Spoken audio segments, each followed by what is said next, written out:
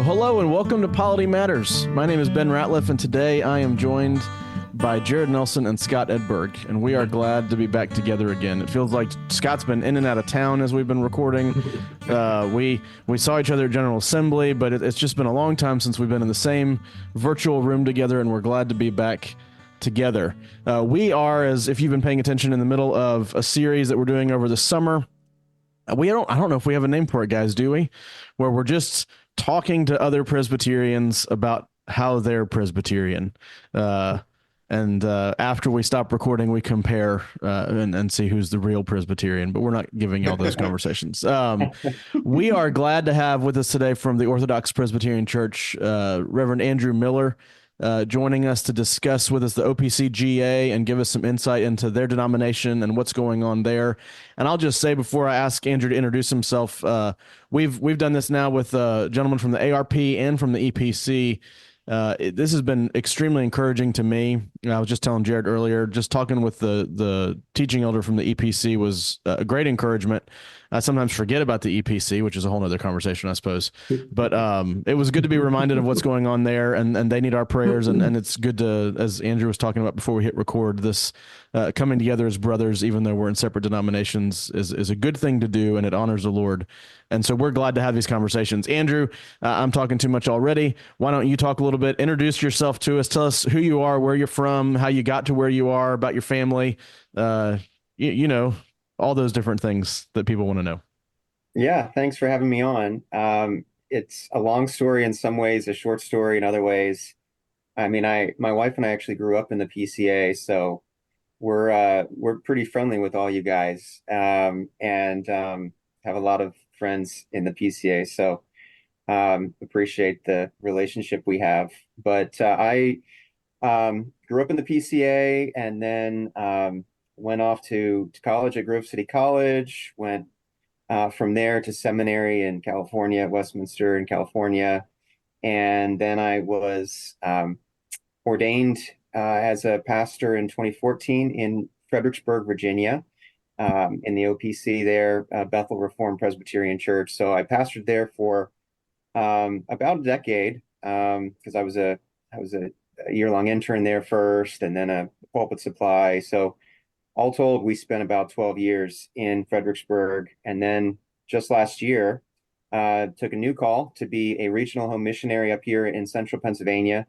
And so we moved the family up to Chambersburg, Pennsylvania. And we've been here about 8 months on the job. It's a new role. If you don't know what a regional home missionary is, but it's a servant of the presbytery. So I am kind of hired by the partnership of the OPC denomination. They paid for part of my salary, and then the presbytery pays for most of it. And I help them plant churches. And so sometimes that means being the pre-church planner, church planner, kind of being there and getting a group together and helping them get going and doing Bible studies, and then helping them call a church planner and then overseeing it on the session and all that. It can really look different depending on what season. So that's the new role. Our website is goodnewscentralpa.org if anybody's interested. And you can find me on Twitter, Andrew Miller OPC. You guys got to know me through Jonathan Cruz. He and I recently authored a book, Glorifying and Enjoying God, 52 Devotions through the Westminster Shorter Catechism. So that's been nice. You got it there. That's been pretty exciting for me to have that out. And as it comes to General Assembly, I think this was my seventh GA that I've been to out of 9 possible ones. We ended up having kids the years that I couldn't come, and I didn't pull myself away from GA for that. And I'm on the OPC's Appeals and Complaints Committee for the General Assembly. So we don't have an SJC like you guys do, but we have an Appeals and Complaints Committee, and we try to tee up all of the appeals and complaints for the assembly and save them time and summarize. So anyway, that's the box, right? There's a box that says complaints or constructive compliments, and people put that in we there. are the box. Yes. Yeah. So no. People put gum in it from time to time. I've Well, I've you sent people that GIF from The Office.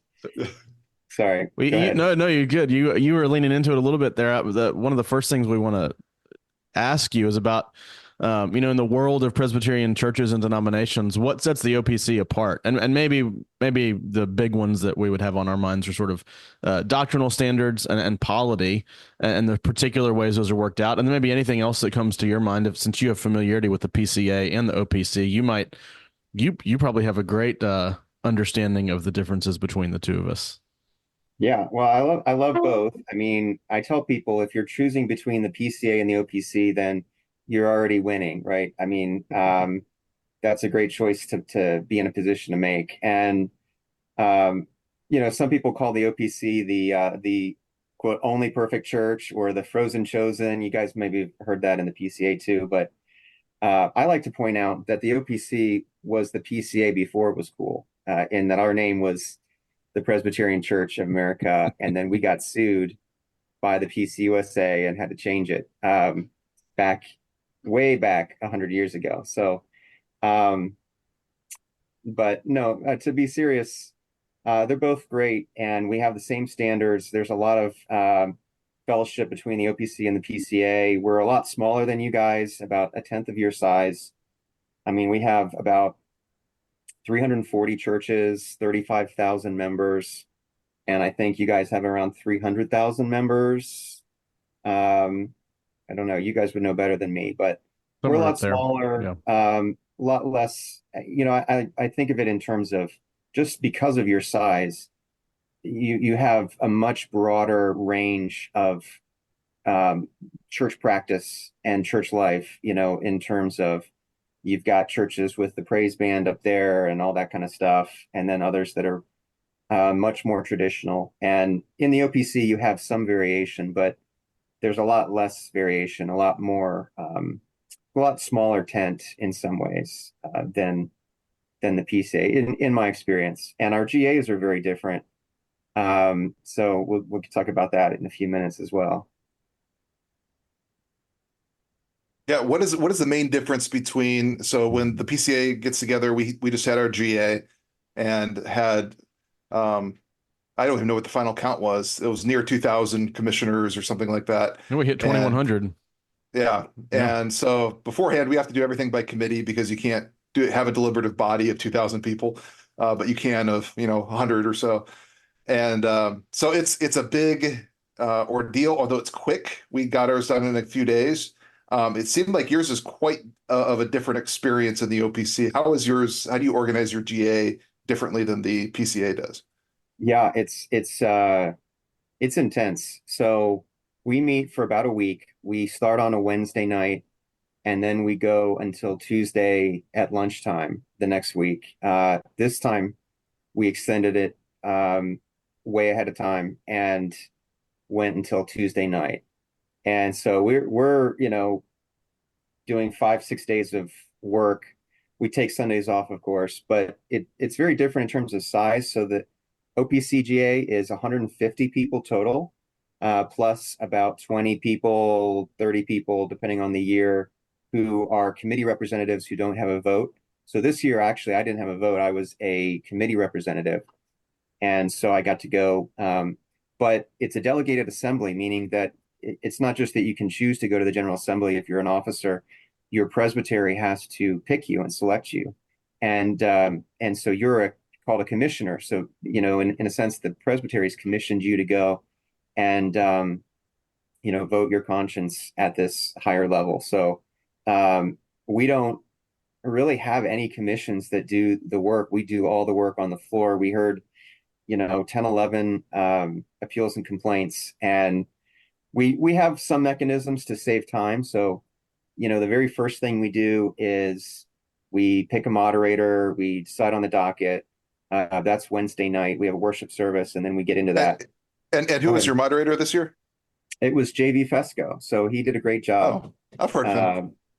Yeah, yeah. So he was a good pick. And and then the next day, Thursday morning, you go straight into advisory committees. And so this is where all the business gets divided up among the commissioners, and each of these advisory committees reviews the work of all the standing committees and anything that's going to come before the body. Like you can't just bring new motions before the floor of the assembly. It has to be related to the other business, and it usually has to go through an advisory committee, which is just another set of eyes, and they're getting all the information. So for an appeal and complaint, for example, the a whole assembly, they get a docket ahead of time, and they can review these things, and it's got the appeal and the complaint or whatever, and it's got a basic background. But there's always so many documents that you get for any appeal or complaint, and only the advisory committee gets all of that information. And then they can, of course, say, "Oh, the assembly really needs this document. They need to see this, this witness testimony or whatever it might be." So the advisory committee kind of helps cut down on time and save the assembly time, but all the decisions they come before the assembly, and it's the assembly doing everything.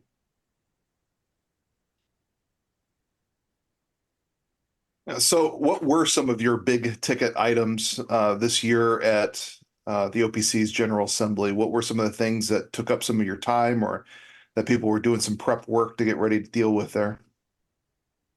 Yeah, and we have a annual report that's on the website there. If you go to the opc.org and click on General Assembly, you can read it. But there's all kinds of things that we do at a General Assembly. So we always hear fraternal greetings. That's like normal. And I think this year we actually overdid it. We had something like 12, and they each talk for about 10, 15 minutes. Sometimes they're really good. Sometimes they're a bit nervous, and but it's a nice thing that we get to hear. We had a guy from Who the was, PCA. yeah, who was We your had a guy PCA from the guy? PCA. He came. I forget his name, but he was from Seattle, and he talked about the weather in Seattle, and said it actually doesn't rain there as much as you would think. Because we were in Seattle this year. Mhm. We always meet on a college campus as well. So we're, the OPC pays for it. They fly you out there. They put you up in these dorms, and we eat together, all that. How much does it cost an average delegate to go to the OPC GA? You're What talking do out you, of pocket expense, aren't you? Yeah, well, You like want to make us feel commissioner really fees, bad. Oh boy. yeah, hotel what do you fees. think? Do you have any guesses? Oh, I just, if it's anything like the PCA, $1,000, is that right? I'd guess like 200 for those guys. They know how to stretch a penny. We do. They capped travel for next year at $1,000 a person. So that covers your flight and your baggage and your parking and food at the airport and that kind of stuff. And then once you're there, you're eating in the cafeteria at the college. So they don't cover all the guys going out for beers afterwards, which is really the best part sometimes. But yeah, so it's very cheap compared to you guys, at least for the out of pocket for the commissioners. So going back to the business, we have devotions every day. We sing together. That's always a highlight.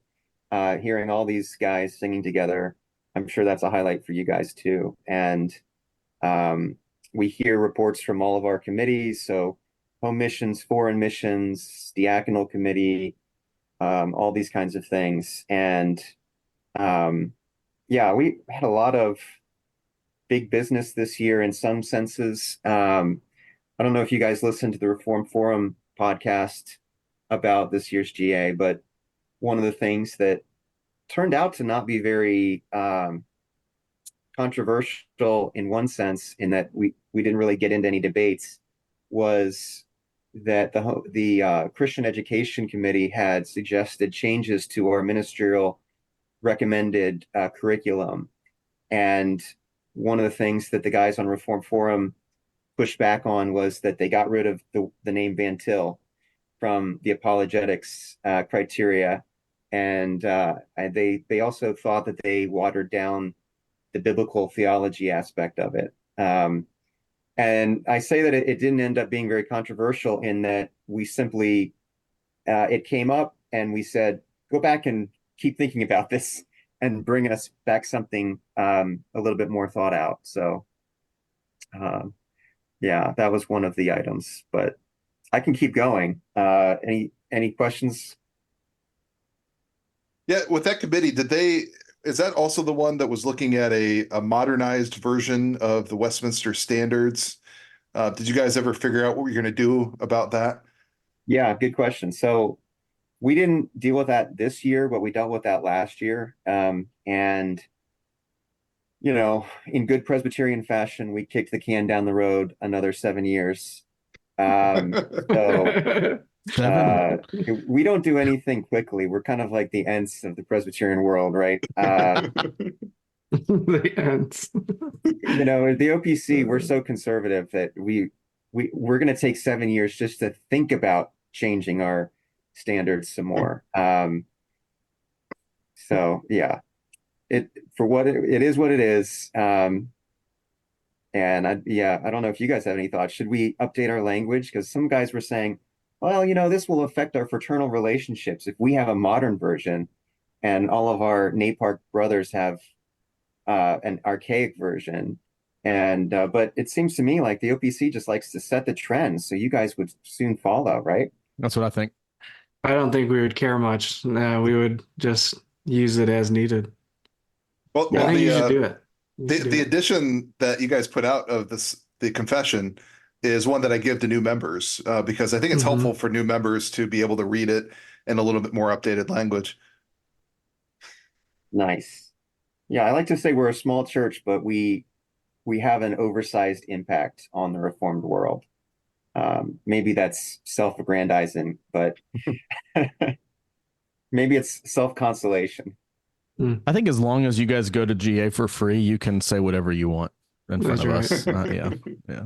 Nice. You guys seem to have a lot of social things around food since you eat together at the cafeteria. I'm particularly interested in anything related to ice cream. Do you guys gather around frozen desserts at any point during your week together, or Is there a trick question for this? any I any can't any think of it. any socializing around ice cream treats? If no, that's Ben fine. is I'm just obsessed. He's obsessed with ice cream at General Assemblies, not just our own, but I others. want to know. I want to know where they are. I mean, I remember when we have it at Dordt College, there's usually always a day where this 3 o'clock snack is ice cream. That's it. So it's, you're definitely not talking out of school. Yeah. I'm trying to set a precedent so that the PCA has no way to wiggle out. Everybody does it is going to be my argument when the time So comes. So I'll say this, that sometimes the best fellowship is after the assembly in the evening. Um, some of these campuses are very gracious and they have a fire pit that they let us gather around. So this year it was not like that. But the previous year and a few previous years, they've had kind of a president's house that has a fire pit, and they just say, okay, go ahead and use the fire pit in the evening. So people bring beverages and cigars and pipes and things, and just kind of hang out and fellowship around the fire in the evening. So that's always a highlight. I think that's one of the most difficult things about having an assembly of over 2,000 reps is there are people that went to GA that I know that I didn't even see this yeah, year, and I think that's the one thing that you guys have with having just over 100 people that you can actually get together and have fellowship and see everybody that was there. That's nice. Yeah, thanks. You want me to keep going through some of the Sure. major things we yeah. did? So um, we had, like I said, 10 appeals and complaints, and some of them were pretty interesting and some of them not so much. But the first one was surprising. The appeal that we had, we reversed the discipline of somebody who is detained by civil authorities, and he was unable to speak in his defense because he's behind bars. Hmm. And there's more to it than that, but I was kind of surprised that the assembly voted to send that one back to the session for a redo. But that was interesting. I guess guys really want to defend due process and the ability to speak in your own defense.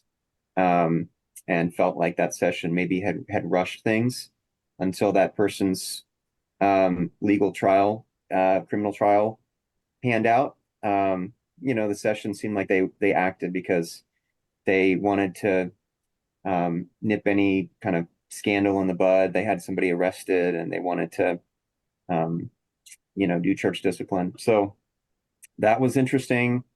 We had 4 complaints from one church, and the first complaint from that church against their presbytery was about how presbyteries can inquire into kind of evil reports of something happening at a local church.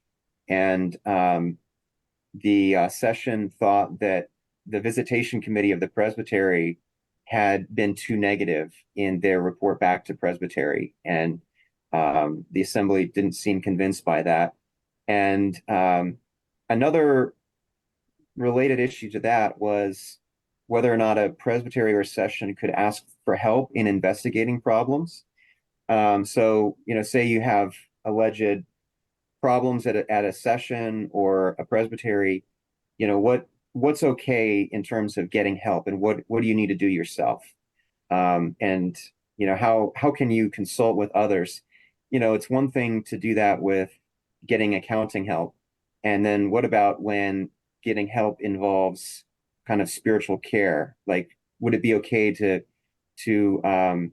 bring in a consultant from CCEF or something?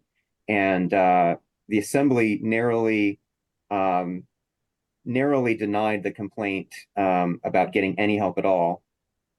And that was an interesting one, and it made me think about just how there seems to be still an influence of Jay Adams and his, competent to counsel approach. He seems to have some followers in the OPC, but not a majority, at least in this case. In other words, even though you might be, quote, competent to counsel, it does make sense sometimes to get other helpers involved. So I don't know if you guys have any thoughts on those. I can keep going. We just dealt with an overture to change our BCO to allow people to get help with counsel from the presbytery, and that was approved. So we'll see if that makes its way through the presbyteries. But that's been a question both from getting help from other pastors, as well as there was one that failed that was to get help outside of the denomination, have some third party come in to investigate and to encourage churches to do that. And basically our response was, well, you can do that, but we're not going to encourage or discourage it. We can just leave that up to you. Yeah, that's good. And that's kind of where we ended up with this one, but it was pretty narrow. Like 2/3 to a third or something like that. Maybe closer than that. We had a lot of close votes this year, which was somewhat unusual. Yeah, it's harder to identify if in the OPC there's certain camps. I mean, we might have narrow versus broad in terms of the PCA, or contemporary versus more traditional, but in the OPC, it almost seems more apologetic approaches and things like that. So it's hard to tell, like, who are the camps. When I talk to people in the OPC, I can't be like, okay, you're on this camp or whatever, unless they talk to me a lot about Van Til or Fesco's apologetics. So. Yeah, and it's an interesting question for me to think about. I mean, there's definitely camps, and there's definitely ways of reading the assembly, right? If you've been there for a few years, you can kind of tell from where the speeches are going, how people are going to vote.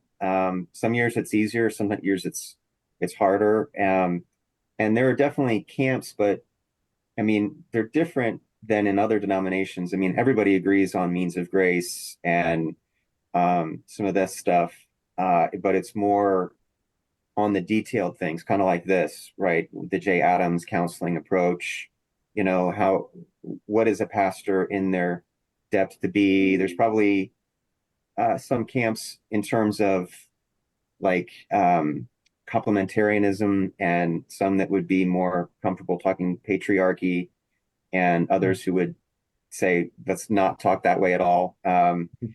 So Yeah, and then even, I was thinking about this with you guys, just with this podcast coming up, that I think the majority of the OPC is probably all millennial. And, our whole thing as the OPC has been, we know we're not going to influence culture, and we're okay with that. We're happy to just preach the gospel and make disciples and be faithful. And but I wonder if that's also one little camp within the OPC is those that would be more interested in cultural influence. But yeah, it is hard to say exactly what the camps, how they're defined. Um, yeah, I don't know if you have any thoughts on that. Well, I can keep going. We did, so we had 4 complaints from that same session, and we did uphold one of them, which was that the presbytery did hire an outside third party to investigate some alleged trauma and things like that. And the third party used some principles that the majority of commissioners found questionable, suspect. And so they sustained that complaint. And then there was another complaint from that session that was related to the 2-year statute of limitations. I call it that, but it's not really a statute of limitations, but it's how, when you bring a charge, can you bring a charge about something that happened a long time ago? Can you have witnesses that are relating things from 8 years ago, that kind of thing? And in this particular case, the General Assembly said, okay, we're not going to sustain this complaint, that if this person has objections to the evidence and the witnesses and the charges about beyond 2 years, they can always bring up those on an appeal if they're convicted in a case. So we didn't want to. It seemed like the Assembly didn't want to short circuit a trial by a complaint, if that makes sense, which I think is an interesting thing. And I think you guys just dealt with something like, can you bring complaints after you've had charges filed against you? Because it does seem to me like it's an area that we need to think about in the OPC, because you can really just throw up all kinds of roadblocks to proper oversight by making complaints when you're under charges. I don't know. Did you guys just deal with something like that? Yeah, we had an interlocutory appeal, I think that's how you pronounce it, process where in the midst of doing process, you basically set aside any complaints against that process until after the process itself is completed. We had an issue in central Indiana where there were just constant complaints. Whenever the presbytery did something, there was a complaint. And it just the timeline for the actual process went years longer than it needed to because of frivolous at times complaints. And so I think the issue that the Assembly was dealing with at last GA was, well, let's set those aside. You can make the complaints now. We will deal with them after, and we'll deal with them appropriately. But you can really gum up process by extending the length of process. And if you if you see the writing on the wall, you might just needlessly do that just to extend your time. And so I think it was a wise thing that the Assembly pushed through. It wasn't controversial. I thought it might be, but it didn't really have any pushback. Yeah, I'm not saying that's what's happening in this case, but it definitely seems like something we should think about, because it does extend the timeline out quite a bit. Another issue that was interesting is that we had a church that put out a study paper arguing that women can teach in Sunday school in a mixed adult class, and they could do so as a general office of believer. And one of the members of that church complained against the session's position, and then that was denied by the presbytery, but then it came to the General Assembly and it was upheld, so the complaint was sustained. So that church was then told, you got to go back and, retract the paper and tell the congregation that you erred. So that one was interesting, especially given that there was a very similar case in the 90s, I think it was 1990, where a woman was teaching in a small group and someone complained. And it was the same result where it was said, no, that's not okay. But it was a very narrow margin. This was also a narrow margin. And both times in 1990 and this year, 2024, there were protests about that decision. But I think this year we got fewer signatures on the protest. And if you look back in the 90s, there were some big name people signing that protest. I think Richard Gaffin is one name that you guys might recognize, but there was a lot of recognizable names in that 1990 protest. And so one of my questions is, is the OPC getting more conservative on that point over the years? There's some churches that get more conservative over time, some that get liberalized.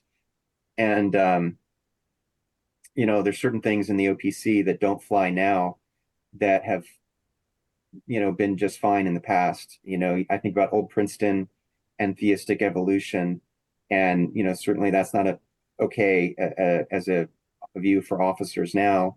Or John Murray and the Covenant of Works, right, denying that. I don't think that would fly in a lot of presbyteries now. So that's just an interesting question for me. And then the other, I was thinking about you guys, and I was going to ask about the whole, PCA is called the grassroots denomination. What does that mean? And what does that mean for GA decisions being top down? Because, in this case, in the OPC, it's kind of a top down thing where a local church was saying, we think this is okay. And the General Assembly said, no, that's not okay. So, yeah, what do you guys think about all that? I think Scott is just primed to answer a question like this now that he's seated on our permanent administrative committee. As a member of the permanent committee, I have this from the committee. No, I don't. Do I have to be like Mel Duncan, like disclose that I'm not acting on behalf of any committee in any podcast? I think what it typically means, like practically for the PCA, is that it's only top down when it needs to be, and it rarely rises to that occasion unless there's controversy. And so if there's a controversy in the church, there might be an issue that gets top-down litigation. You think of, we had an issue where a church allowed a woman to preach in the pulpit on a Sunday, and that gets nipped in the bud pretty quick by the actual assembly itself. But if it's a minor issue, there is always seems to be a granting of liberty. We even saw that this year when we were debating constitutionalizing a chapter in the Book of Church Order with the Directory of Worship, where the assembly is slow to enact or enforce top-down sort of behavior. That also comes with background checks, as we also saw. There's always a deferral to the lower court, it seems, unless there's a matter of extreme importance or controversy. Side B, sexuality, women preaching in pulpits, those are all big tier issues that the assembly will act on. But if it has the opportunity to not act or say something, it typically is where it defers to. And so some things don't get dealt with, like you're just talking about a lady teaching in Sunday school. We won't even have the discussion on that in the PCA. Though we are probably very mixed on the question, more mixed than the OP.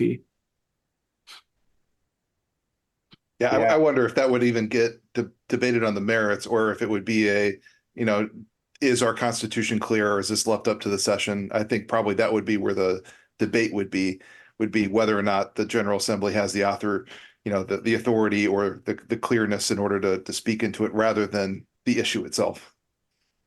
When we talked with the ARP too, it's kind of like we're somewhere in between. Our assembly's authority is somewhere in between like the mainline general assemblies with the PCUSA and like a general synod where it has less authority. It's like we're somewhere in between that, where the General Assembly and the PCUSA has all sorts of edicts that they force upon their congregations.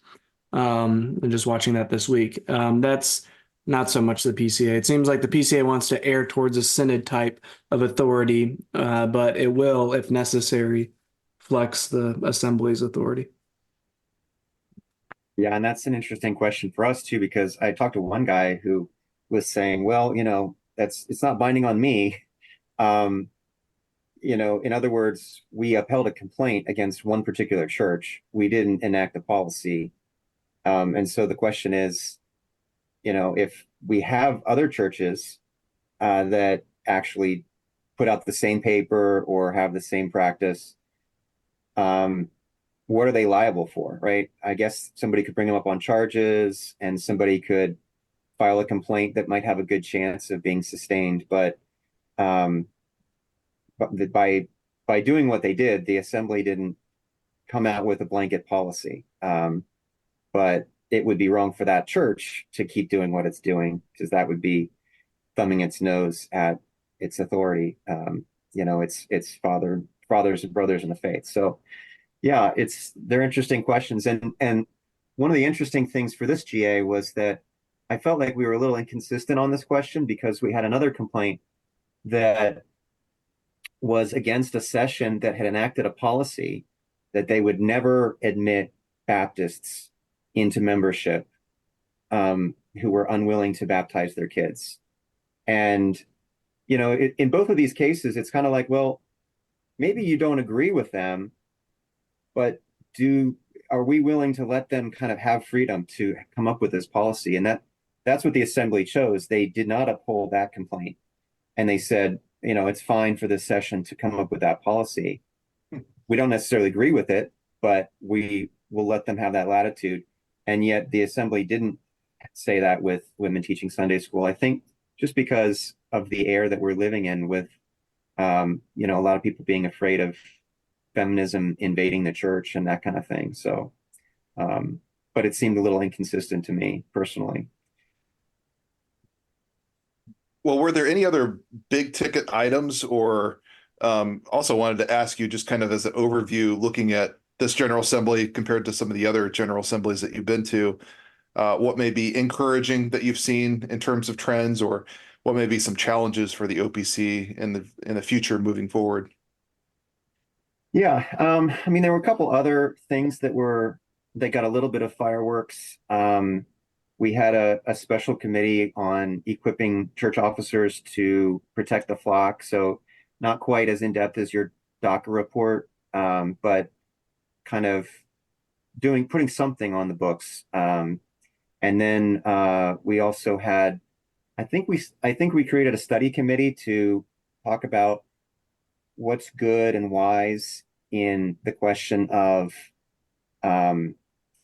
giving criminals a second chance. So somebody maybe who's converted in prison, could they become a church officer later down the road? We believe if you're in Christ, you're a new creation, but there also might be other things to think about, particularly if you have a sex offender, that kind of thing. So we created a study committee, I think, for that, to give guidance to sessions and presbyteries. But, in terms of overall, it was an assembly that I don't think made everybody happy, right? In other words, there were a lot of split votes, and some went some people's way, and other times it went a different way. And so I think it was one of these assemblies that nobody comes home from being like, oh man, that was a great General Assembly. You come back and you say, well, there was some good and there was some bad. One moment that was particularly encouraging to me was we had a man who was a pastor, and he's complaining that his presbytery started to start the process of divesting him for lack of gifts. And I won't say his name, but if you follow Twitter, you probably know who this is. And we didn't sustain his complaint, and just we were very pastoral. And that a guy asked the moderator, and he was probably out of line to ask this, but we're pastors and elders, and so he said, could Mr. Moderator, could you pastorally address this man and and ask him to hear the church speaking to him tenderly. And it was a beautiful speech off the cuff that the moderator, J.B. Fesco, gave about accepting hardship and suffering in Christ's church. And it was one of those moments where you're like, yeah, I'm glad to be in the OPC. I'm glad to stand alongside these guys. I don't know. I mean, I'm hoping that that person hears that, but I know from other people that they heard that impromptu speech by the moderator and were powerfully affected by it. So, that was a great thing. I'm thankful for the fact that we give everybody a voice. One of the differences between the OPC and others is that because we have such a long assembly, we make sure we hear everybody. And so one thing I should tell you is that there was one motion to call the question, and that it's not something the OPC does. And I want to tell you that it failed by one vote. So imagine 150 people voting, and it fails by one vote to call the question. So We never fail those votes in the PCA, even if we've only had 0 speeches for the idea before us. If you call the question, we will vote to call the question. We will. We don't care. We are ruthless. That actually happened in our assembly this year. yeah, OPC is very different, but at least that vote signals to people, you got to stop talking because people are getting tired of hearing. It's sometimes that, right. Not everyone everything's been said, but not everybody's had a chance to say it. But it's a good thing that we let people say their piece and have their day in court. And, I think one thing to work on as far as a challenge for our assembly is just to articulate for future generations, what does it mean to be a churchman? I'm thankful everybody has good decorum, I think, for the most part in their speeches. But, there was an article put out a long time ago, maybe you guys have read it, by John Meether, called Confidence in Our Brethren. And, it's about confessional subscription in the OPC. And, our model's a bit different than the PCA in some ways. But, just that's part of churchmanship, is having confidence in our brothers, right? Not looking at anybody with suspicion and not seeing agendas. And I don't know. You don't want to have people going around and trying to be a sheriff of the denomination. How do you try to fix inadequacies and weaknesses without being imposing and kind of going around trying to fix the denomination, right? Do you love the church the way she is, even recognizing that you're always reforming? So yeah, I don't know. Those are some rambling thoughts on some encouragements and challenges. But I think we kind of always need to teach people, what does it mean to be a good churchman? And how do we have confidence in our brothers, even when we do differ on these kinds of questions, like should women be teaching Sunday school? How do we get alongside, work alongside each other in those cases? So. Yeah. Well, I have one more question, but I don't know if Ben or Scott have any other questions before I.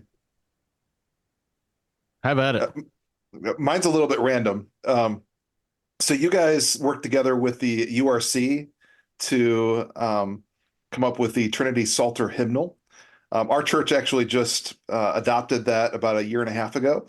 And Nice. but I was wondering, first of all, the PCA wasn't involved. I don't know if we got an invitation but didn't respond. I don't know who's at fault there. But I wondered about the reception of it in the OPC. Were you guys using the Trinity Psalter hymnal at your General Assembly? And do you know what the reception's been like? Because I know I filled the pulpit at an evening service at an OPC church that was hanging on to those blue Trinity hymnals. But when the Trinity Psalter hymnal came out, they actually switched to those. So I didn't know if there's been any kind of study of the reception of that in the OPC. Yeah, great question. We got those at the General Assembly in 2018, and we actually did a joint General Assembly and Synod with the URC in 2018 at Wheaton College. It was great, where they had their assembly in one building, or their synod, and we had ours, and then we would meet together for lunch. We would do devotions together. The meals were all together. That was a great time, and it was great to get that hymnal. I would say that it's widespread in its adoption in the OPC, and that's had a powerful effect on recovering psalm singing, because I know that in Virginia, in our church before this, we had this little red Trinity Psalter companion to the Trinity Psalter, or to the Trinity hymnal, and it just wasn't great. It didn't have the music in it, and a lot of stuff was hard to sing.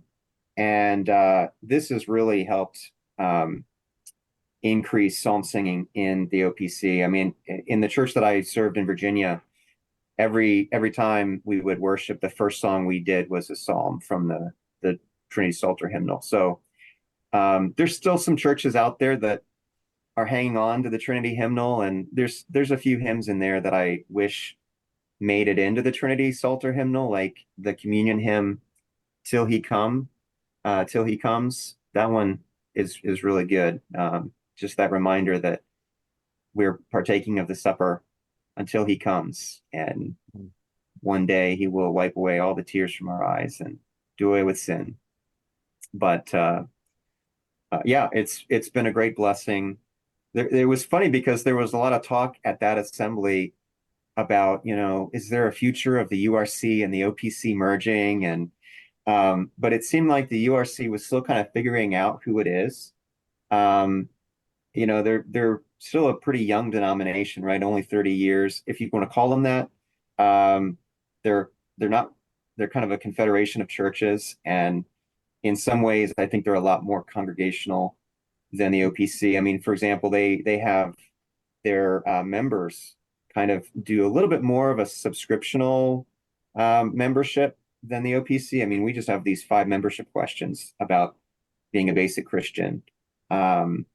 So Yeah, that's pretty much like all the Dutch denominations require their communicants to actually profess the whole of their constitution, which is not like Presbyterianism at all. right. Now, the important question, though, on the Trinity Psalter hymnal is, when you sing Psalm 23, is the proper tune the Crimond A or Tarwathi C? Well, we all know the answer to that one, right? It's Crimond or whatever. I mean, that's the classic. Well, it's the Queen's, but the Scottish tune is Tarwathi, so nobody agrees with me on this. So He has really cold takes on Psalms. One question I had for you guys was that at our assembly, we noted that we're kind of hurting for foreign missionaries. The OPC model for foreign missionary is great in the sense that you don't have to raise funds. It's all, done unitedly through the denomination. Presbyteries and our home missions committee will fund the guy for years. But we have a shortage of missionaries. And in fact, they called a day of fasting and prayer to pray that the Lord raises up men to go out there. And I was just wondering, is that something that you guys are dealing with as well in the PCA? It seemed like it. We had a report from the coordinator for MTW, and he had a slide. I mean, it was a dismal slide that showed what they projected to have by like 2030 on the field. And then it's like, what do we have today?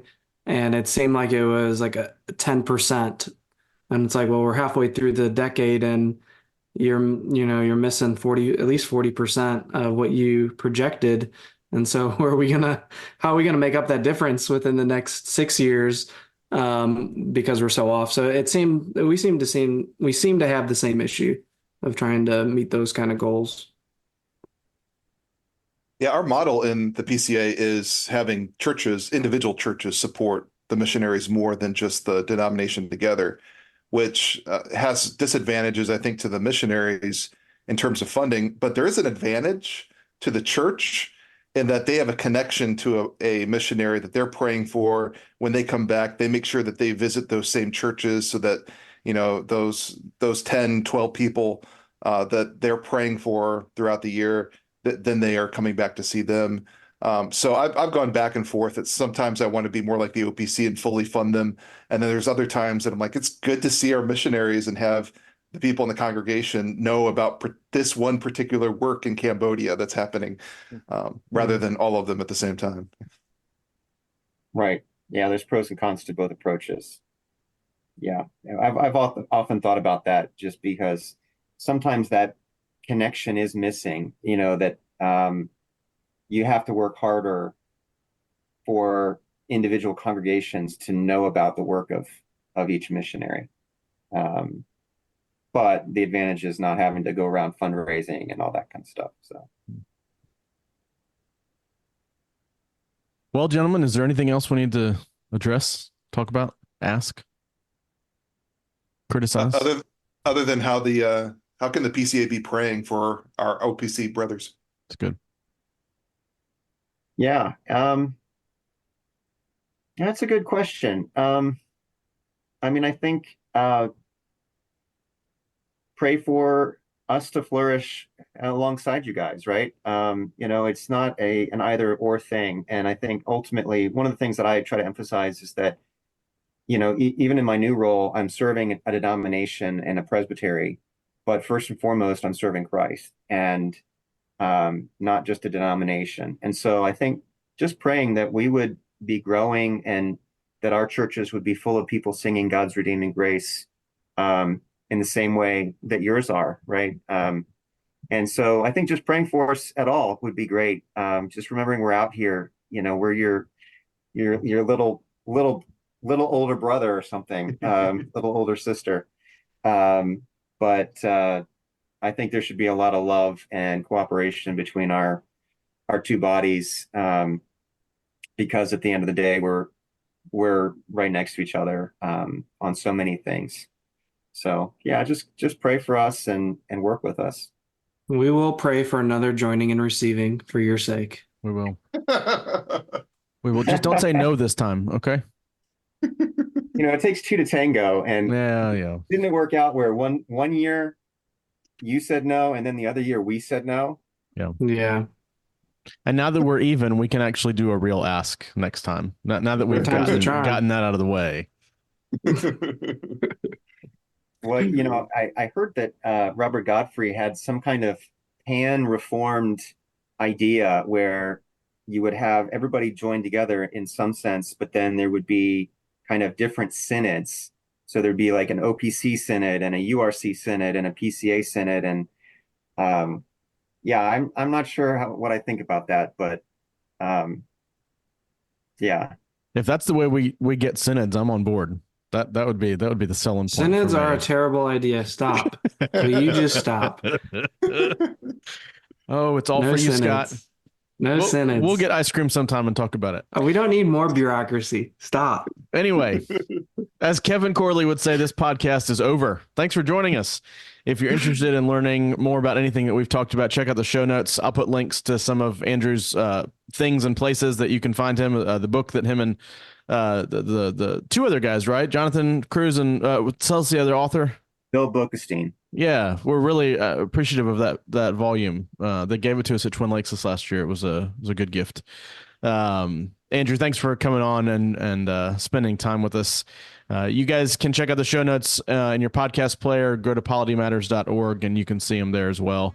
If you've enjoyed the show, consider following us on Twitter and Facebook at Polity Matters, and be sure to subscribe in your podcast app of choice. If you have questions or comments, anything we can pass along to our brother, you can contact us directly on social media or at politymattersfeedback@gmail.com. For now, that's all we have for you. Thanks again for spending time with us. Until next time, say goodbye, gentlemen. Bye, gentlemen. Adios. Thanks for having me on. Y'all take care.